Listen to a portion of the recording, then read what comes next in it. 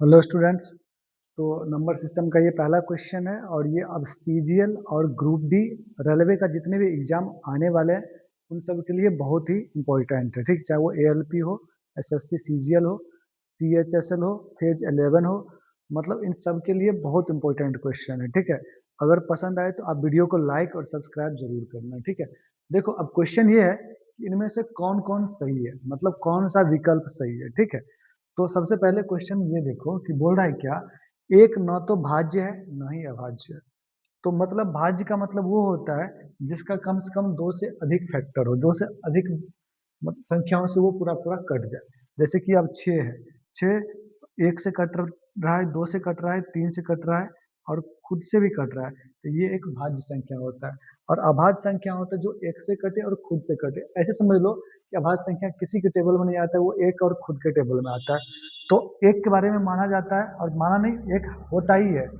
एक क्या होता है, ना तो भाज्य होता है और ना ही अभाज्य होता है। अब क्यों ऐसा कहा जाता है समझ लो।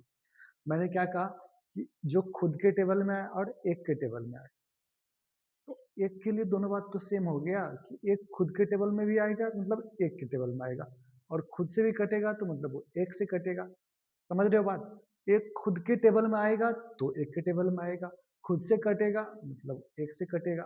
तो दोनों बात तो एक पे ही आके अटक गया ना, वन पे ही आके अटक गया ना, दोनों बातें एक पे आके अटक गई। इसीलिए समझ लेना कि एक ना तो भाज्य है और ना ही अभाज्य है। तो पहला ऑप्शन बिल्कुल सही है। जीरो ना तो धनात्मक है ना ही ऋणात्मक है, ये भी सही है।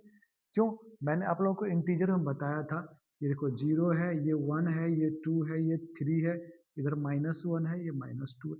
मैंने आप लोगों को क्या बताया कि ये जो है यहाँ से इधर, ये क्या होता है, ये नॉन नेगेटिव इंटीजर होता है, मतलब और ऋणात्मक होता है। मतलब क्या होता है, और ऋणात्मक, मतलब ये और ऋणात्मक है। मतलब ऋणात्मक को छोड़ दोगे तो और ऋणात्मक, इसका मतलब ये समझ में आ गया कि जीरो ना तो धनात्मक है, और इधर देखो, अब वन को छोड़ दोगे तो ये हो गया अधनात्मक, इधर से अधनात्मक, इधर से अऋणात्मक। मतलब जीरो अधनात्मक और अऋणात्मक होता है, लेकिन धनात्मक और ऋणात्मक नहीं होता। ठीक है, तो दूसरा ऑप्शन भी क्या है, सही है। तीसरा विकल्प हमारा ये है कि P इंटू क्यू सम हो, तो P और Q हमेशा सम होगा। हमेशा सम होगा ऐसा जरूरी थोड़ी है। अब जैसे मान लो कि वन को P मान लो और Q को 2 मान लो। अब दोनों का मल्टीप्लाई करो, कितना आ रहा है, 2 आ रहा है। तो क्या वन सम है, नहीं, ये अविषम है। अब ये 3 मान लो, अब ये 4 मान लो। अब गुना करो, कितना आ रहा है, 12।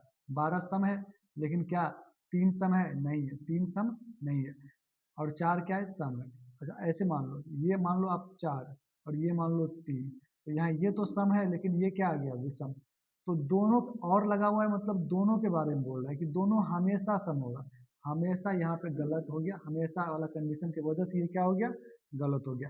क्योंकि कभी कभी ऐसा भी हो सकता है कि ये विषम हो और ये सम हो, तो दोनों का जो मल्टीप्लाई आएगा, दोनों का गुना आएगा, वो सम हो जाएगा। ठीक है, और जैसे अब देखो दोनों सम है, यहाँ पे दोनों सम है तब तो ये सम होगा ही, लेकिन जरूरी नहीं कि दोनों सम ही हो तब सम होगा। हो सकता है कि दोनों में से एक विषम हो, तो इस दोनों का गुना क्या हो जाएगा, सम हो जाएगा। मतलब ये वाला विकल्प हमारा क्या हो गया, गलत हो गया। फोर्थ देखते हैं, रूट टू एक अपरिमेय संख्या है। बिल्कुल सही है, मैंने आप लोगों को समझाया है कि रूट के अंदर अगर कोई ऐसा नंबर आ जाए जिसका वर्गमूल, जिसका स्क्वायर रूट बाहर ना आ पाए, जैसे कि रूट फोर का अपना सब जानते हैं कितना होता है, 2। इसका मतलब रूट फोर का स्क्वायर रूट 2 होता है।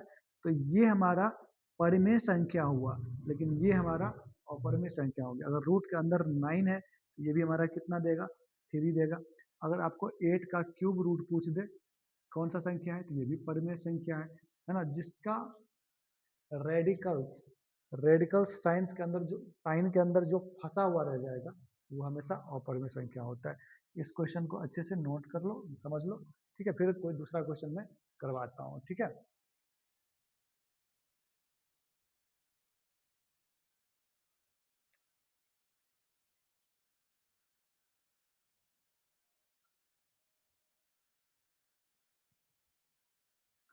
अब देखो, बोल रहा है यदि n एक प्राकृतिक संख्या है, मतलब n हमारा एक क्या है, नेचुरल नंबर है।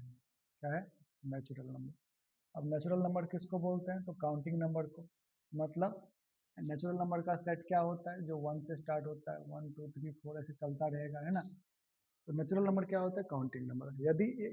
यदि n एक नेचुरल नंबर है, प्राकृतिक संख्या हो, तो रूट n क्या होगा, स्क्वायर रूट ऑफ n क्या होगा। तो पहला ऑप्शन में है ऑलवेज नेचुरल नंबर होगा, ऑलवेज रैशनल नंबर होगा, ऑलवेज रैशनल नंबर होगा, आइदर रैशनल और नेचुरल होगा। ठीक है, तो क्वेश्चन हमारा ये है कि अगर n एक नेचुरल नंबर है तो रूट n क्या होगा। तो अपना सब ये बताओ मुझे,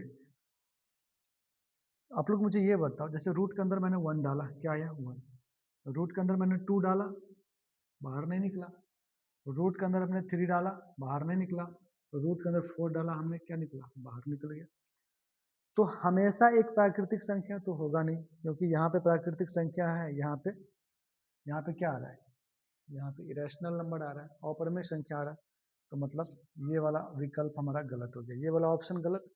हमेशा परमेय संख्या भी नहीं आएगा। परमेय मतलब जो परमेय क्या होता है, जितना भी नेचुरल नंबर है सबके डिनोमिनेटर में क्या छुपा हुआ है, 1। क्या छुपा हुआ है, 1। तो इसका मतलब अगर वो प्राकृतिक संख्या है तब तो वो परमेय संख्या होगा ही, मतलब रैशनल नंबर होगा। अगर वो नेचुरल नंबर है तो वो रैशनल नंबर होगा, है ना।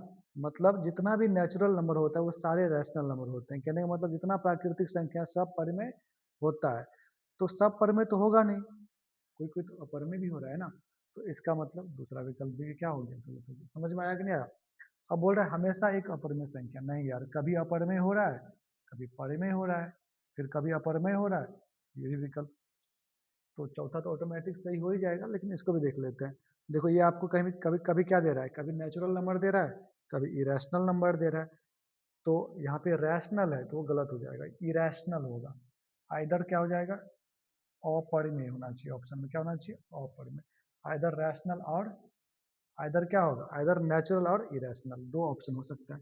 या क्या हो जाए, या नेचुरल हो जाए या वो अपरिमेय संख्या हो जाए। तो ठीक है, अगर वीडियो पसंद आए तो लाइक करो। और ये सीजीएल एसएससी और कोई भी एग्जाम जैसे सीटेट वेटेट सीटेट उटेट हो गया, सबके लिए बहुत इंपॉर्टेंट है, बहुत अच्छा। अगर पसंद आया तो चैनल को लाइक कीजिए, सब्सक्राइब कीजिए और शेयर कीजिए वीडियो को। ठीक है, थैंक यू।